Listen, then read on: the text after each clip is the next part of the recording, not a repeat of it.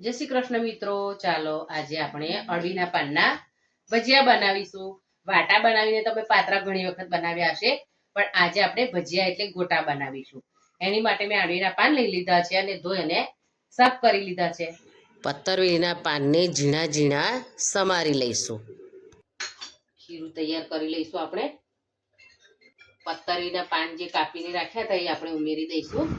મેં 2 બાઉલ બેસન, મીઠું, લાલ મરચું પાવડર, અડધી ચમચી ખાંડ અને સ્વાદ મુજબ મીઠું ઉમેરીને તૈયાર કરી લીધું છે. લીલા ધાણા ઉમેરીશું, લીલા મરચાં ઉમેરીશું, થોડું થોડું પાણી ઉમેરી અને બેટર તૈયાર કરી લઈશું. આપણે બેટર તૈયાર કરી લઈશું. જો ભજીયા સાથે ખાવા ચટણી તૈયાર કરી લઈશું.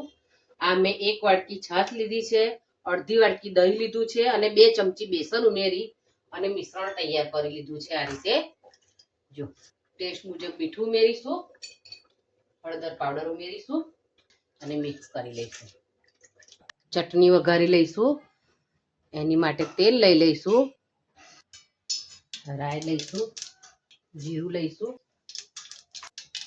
લીલા મરચા, મીઠી લીમડીના પાન,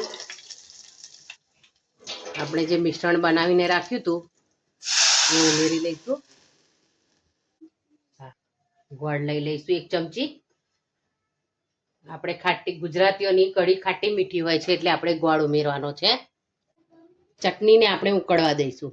લીલા ધાણા ઉમેરી લઈશું. આપણી ચટણી સરસ તૈયાર થઈ ગઈ છે. ગેસની ફ્લેમ ઓફ કરી દઈશું. 5 ચમચી ખાવાનો સોડા ઉમેરી 1 ચમચી ઉપર ગરમ તેલ ઉમેરી લઈશું. બરાબર મિક્સ કરી લઈશું. સરસ આ રીતનું ખીરું તૈયાર કરી લેવાનું છે. એક જ ડિરેક્શનમાં આપણે એને હલાવીશું. તેલ ગરમ થઈ ગયું છે. આ ભજીયા ઉતારી લેવાના છે. વરસતા વરસાદમાં ગરમા ગરમ ભજીયા અને તળેલા મરચાં મળી જાય તો મોજ પડી જાય. તમને કેવું લાગે છે એ મને કોમેન્ટમાં લખીને જણાવજો. જો તમે જોઈ શકો છો આપણા બધા ભજીયા એક તરફ થઈ ગયા છે ને આપણે બીજી તરફ આ રીતે એને પલટાવી અને થવા દઈશું. તો આ રીતે આપણે ભજીયા તૈયાર કરી લેવાના છે. આપણા ભજીયા તૈયાર થઈ ગયા છે. આપણે એને લઈ લઈશું. આ રીતે આપણે બધા ભજીયા ઉતારી લઈશું. જો તમને મારા પત્તરવેલીના પાનના ભજીયા બનાવવાની રીત ગમી હોય તો તમે મને કોમેન્ટ કરજો. મેં સોફ્ટ અને સ્પોન્જી હાંડવાની રેસીપી મારી ચેનલ પર મૂકેલી છે, તો તમે મારી ચેનલ પર જઈને ચોક્કસ જોજો. સાથે સાથે મરચાંને પણ આપણે તળી લઈશું.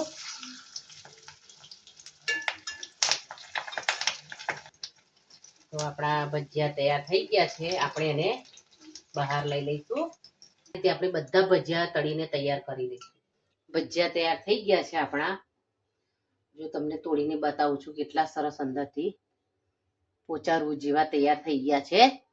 મેં એને ચટણી અને ડુંગળી અને લીલા મરચા સાથે સર્વ કર્યા છે. ફરી મળીશું મારી નવી રેસીપી સાથે. ત્યાં સુધી થેન્ક્સ ફોર વોચિંગ.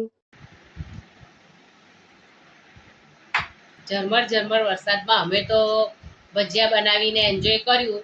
તમે પણ આ મોન્સૂનમાં આ ભજીયા બનાવી અને એન્જોય કરજો.